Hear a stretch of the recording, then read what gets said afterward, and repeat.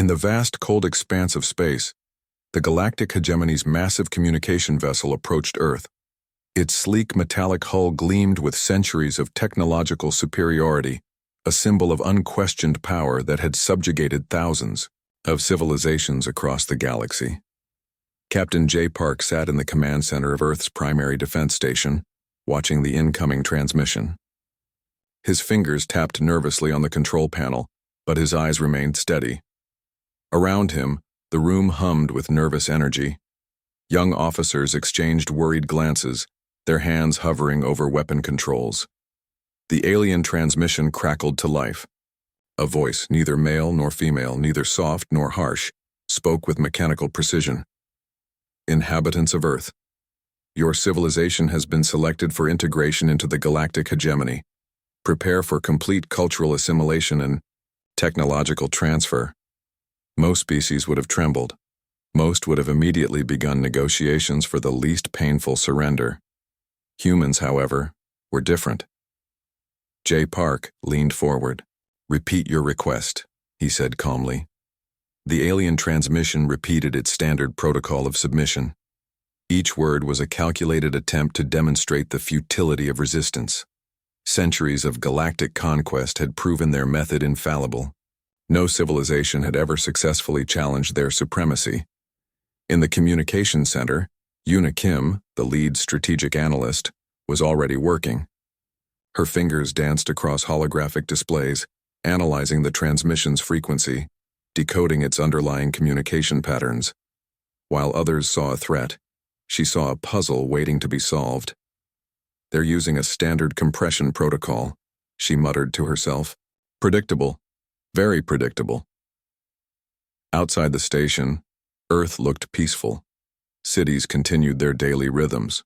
People went to work, children played in parks, traffic moved through streets. Nobody knew that first contact was happening right. Now that humanity's entire future hung in the balance of this moment, the alien vessel waited. Its massive weapon systems were primed, ready to demonstrate overwhelming force if Earth showed any resistance. Standard procedure dictated a 60-minute window for submission. Failure would result in immediate neutralization. J. Park looked at his team. Young faces, diverse backgrounds, but united by something the hegemony could never understand, a fundamental refusal to be controlled.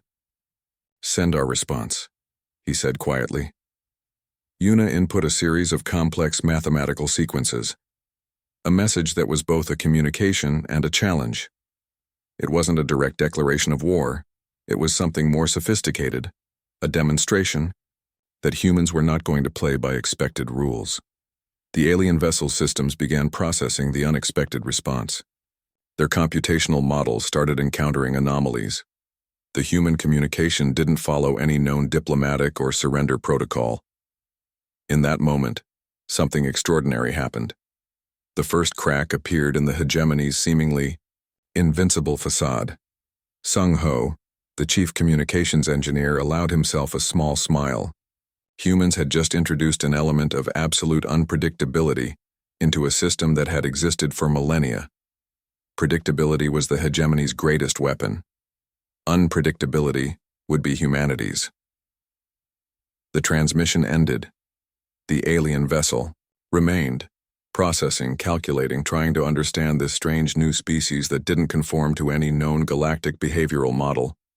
Earth continued spinning. Cities continued functioning. Humanity remained unaware that they had just changed the course of galactic history. Captain J. Park leaned back in his chair.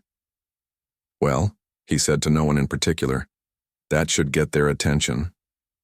Little did the hegemony know they had just encountered a species that would rewrite every known rule of galactic engagement. Humanity's first response was not submission. It was a question, and in that question lay the seeds of a revolution that would shake the foundations of an empire that had ruled for thousands of years. The game had changed, and nobody, not the hegemony, not the alien races watching, not even humanity itself, knew exactly how. First contact was complete. The real conversation was just beginning. The research facility hummed with intense energy. Computers blinked, holographic displays flickered, and engineers moved with rapid purpose. Yuna Kim stood at the center, her sharp eyes scanning multiple data streams simultaneously. Captured alien technology lay scattered across examination tables. Most scientists would have been overwhelmed, but human researchers saw opportunity where others saw complexity. Each piece of technology was like a puzzle waiting to be solved. Sung Ho approached with a small metallic component, its surface etched with intricate alien circuitry. "Look at this power regulation system," he said, his voice filled with excitement. "Their technology is advanced but predictable." Human engineers began their work. They didn't just analyze the alien technology, they reimagined it. Where the hegemony saw rigid systems, humans saw flexible possibilities. A communication device became a potential weapon. A navigation system transformed into an adaptive intelligence platform.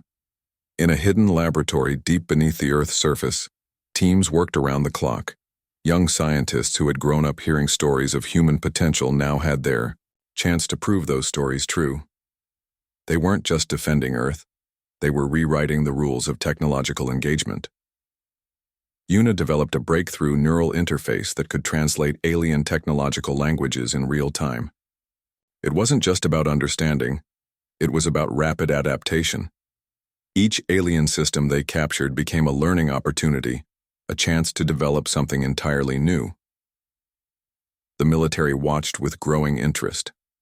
Traditional defense strategies wouldn't work against the hegemony. Humans needed something different, something unexpected. Sung Ho's team created hybrid weapon systems that defied conventional logic, a defensive shield that could rapidly change frequency, a communication system that could hide in background radiation, weapons that could think, adapt, and learn faster than any predetermined algorithm. Outside the research facility, the world continued its normal routine. People went to work, children went to school, cities hummed with daily life. They had no idea that their future was being rewritten in this underground complex. The first successful prototype emerged 3 weeks into the research. It was a small device, no larger than a human hand. But when tested, it could disrupt entire alien communication networks. One small piece of technology that could paralyze a massive invasion force. "We're not just defending," Yuna told her team. "We're showing them that humanity is something they've never encountered before." Each breakthrough was carefully documented. Each adaptation was a message to the hegemony. Humans were not a species to be underestimated. They were a species that could turn limitations into advantages.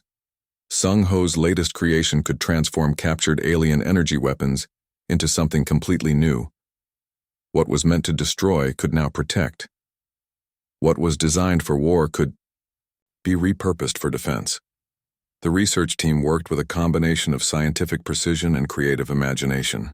They didn't just copy alien technology, they reimagined it. Every system was a potential opportunity.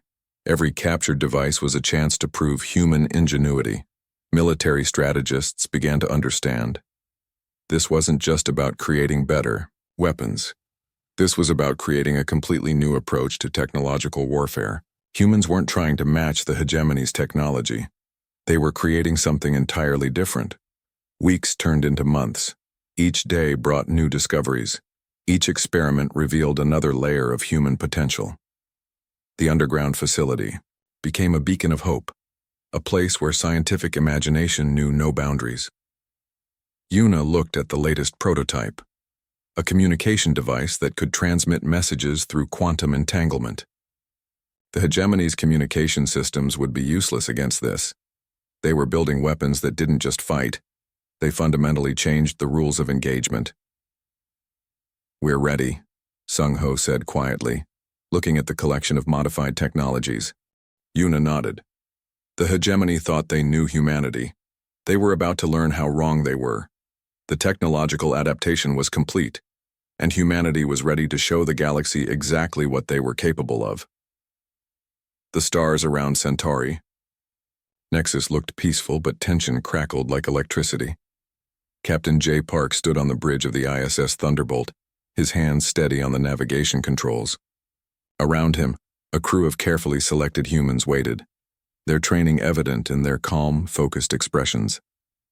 The hegemony's battle fleet appeared massive, 17 enormous warships that had conquered countless civilizations. Their weapons could destroy entire planetary systems. Their technology was considered unbeatable. They expected another easy victory. They were wrong. Hyunwoo's diplomatic communications had been spreading across subjugated territories. Hidden messages, encrypted transmissions that sparked hope in oppressed civilizations. The humans weren't just fighting for themselves. They were creating a movement. Targeting systems online, reported the weapons specialist, her fingers dancing across holographic displays. The human ships looked small compared to the hegemony's massive vessels.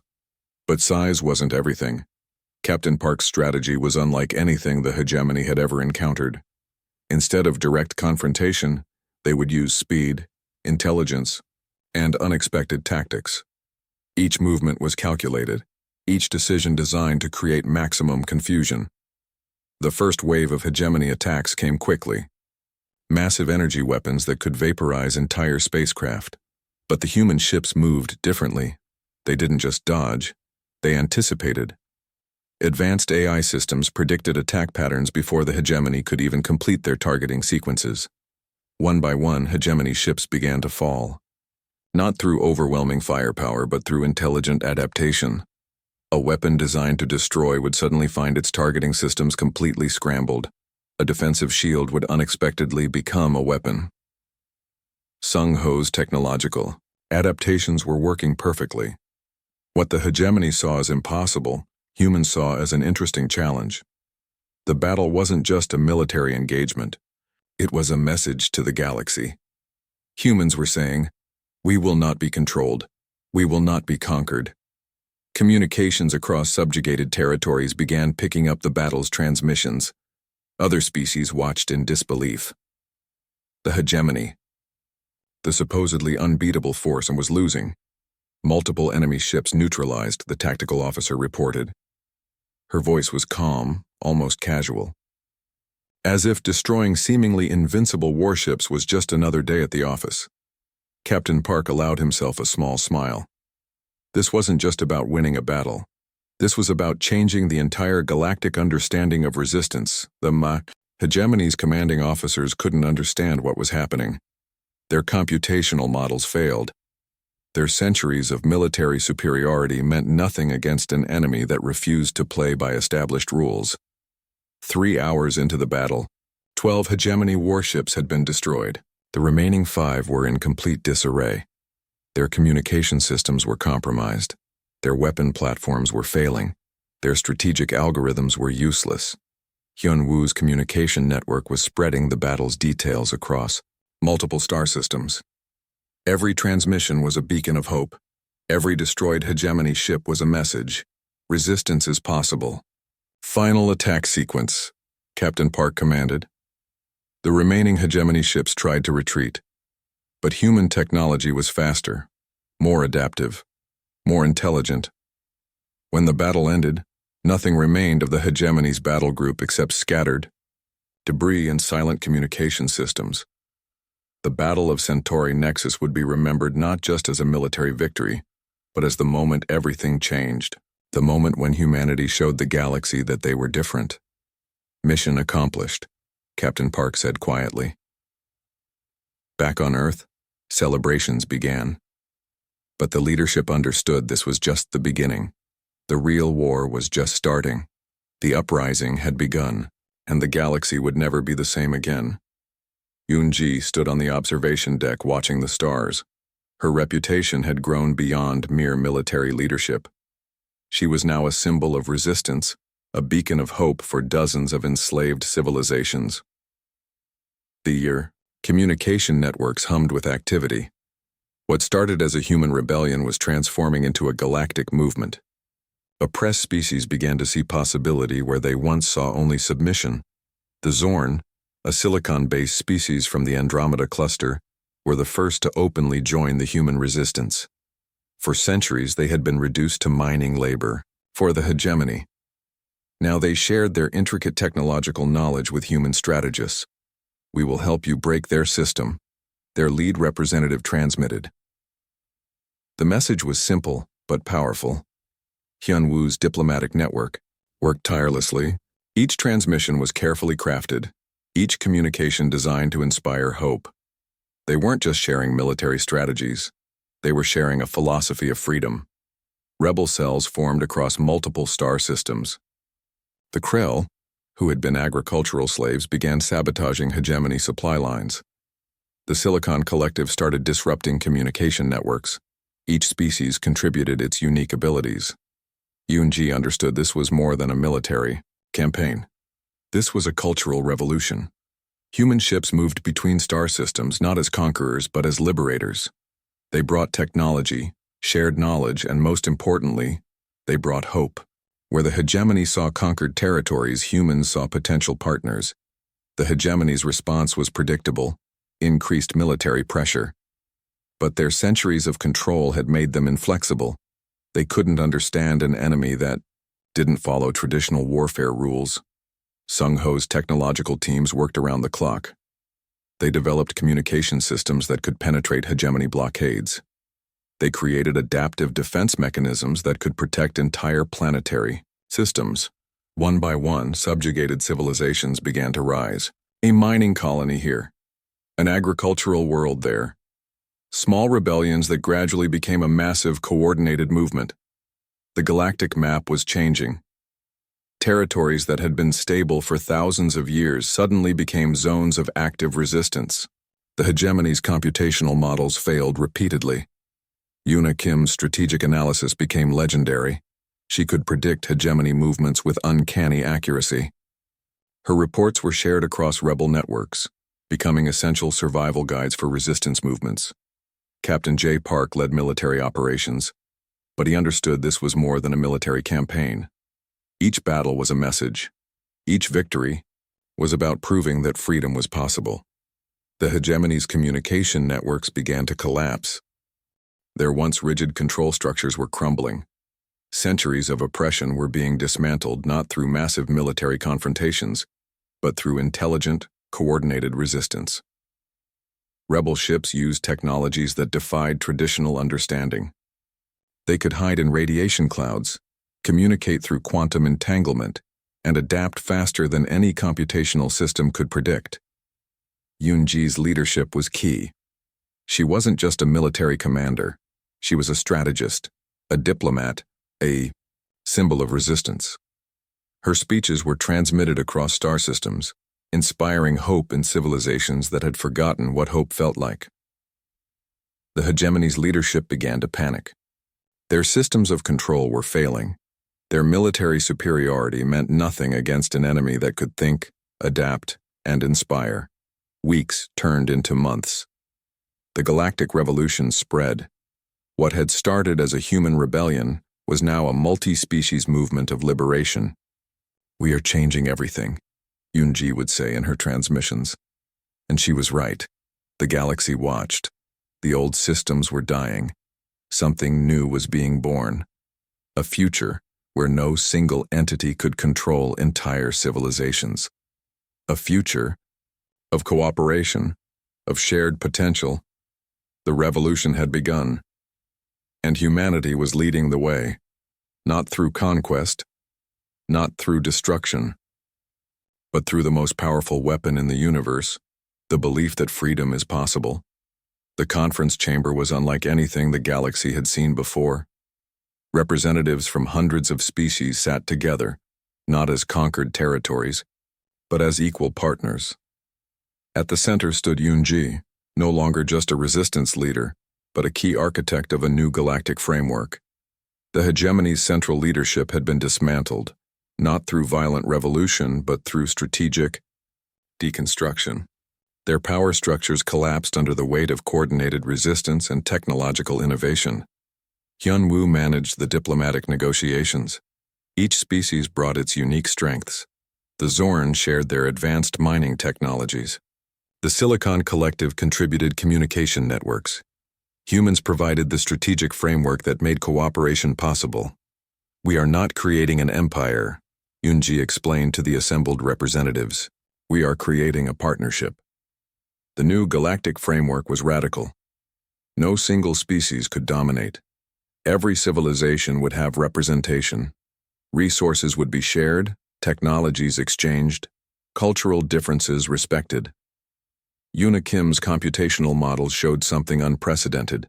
A system of governance that wasn't about control but about mutual growth. Each species would contribute, each would benefit. Captain J. Park oversaw the military transition. Weapons of war were being transformed into tools of exploration and protection. Ships that once destroyed now helped rebuild devastated planetary systems. The first joint exploration mission included representatives from 12 different species.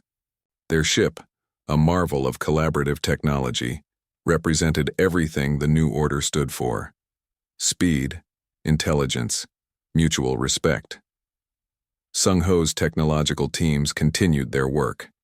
They developed communication systems that could translate not just languages but cultural nuances. Understanding became as important as communication. Planetary systems that had been isolated for centuries began to connect. Trade routes opened, cultural exchanges began. What was once a galaxy of oppression was becoming a network of possibilities. The human approach was different from the hegemonies. They didn't seek to control, they sought to enable. Every species was encouraged to develop its unique potential. Education, systems were redesigned. Young beings from different planets learned together, sharing knowledge, understanding different perspectives. The next generation would know nothing of the old oppressive systems. Economic frameworks changed. Resources were no longer stolen or controlled. They were shared, distributed, used for collective growth. Each species could develop its own economic model while participating in a larger galactic network. Technological sharing became a cornerstone of the New Order. A medical breakthrough from one species could help hundreds of others. Scientific discoveries were no longer locked away but freely exchanged. The former hegemony territories were transformed. Slave labor was replaced with collaborative work. Oppressed mining colonies became centers of technological innovation. Agricultural worlds became food-sharing networks. Yunji understood this was just the beginning. The new system was fragile. It would require constant communication, mutual understanding, and a commitment to growth. Diplomatic networks expanded. Communication became the most important technology. Understanding replaced conquest as the primary method of interaction. Military structures were redesigned. Instead of preparation for war, they focused on planetary protection, disaster response, and scientific exploration. Ships that once destroyed now helped build. The first decade of the New Order saw unprecedented growth. Species that had been isolated for thousands of years began to interact. Cultural exchanges became more important than territorial conquests. Humans were not leaders in this new system, but catalysts. They had shown that another way was possible. They had demonstrated that freedom wasn't just a concept, but a practical approach to galactic interaction. "We are writing a new chapter," Yunji would often say. And with each passing year, that chapter became more complex, more beautiful, more hopeful. The galaxy was changing. Not through force, but through understanding. Not through control, but through cooperation. The old order had fallen. A new possibility had emerged, and humanity had been the spark that made it all possible. The revolution was complete. The real work was just beginning.